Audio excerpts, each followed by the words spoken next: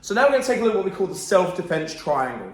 Okay, so let's put this up on the screen for you. So the self-defense triangle, we have here 3 key areas. And you'll notice that these 3 key areas are linked in a circular fashion. They must all coexist. You cannot use one without the others, okay?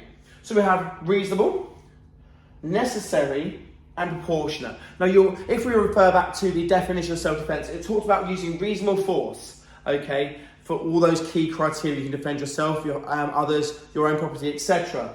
So you have to use reasonable force, okay? And we already know that can be very ambiguous.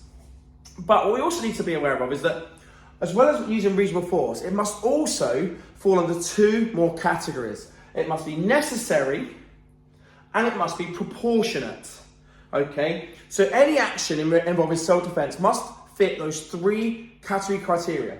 It must be reasonable, it must be necessary, and it must be proportionate. If it's not, you shouldn't be doing it. We need to look at this in a bit more depth though, but this is it. This is the self-defense triangle, okay? And it has to fit all 3 criteria, okay? So now we understand that we have a triangle thing to follow. We have a structure in which we need to maintain and manage. We can then look at this in more detail. So let's take a look.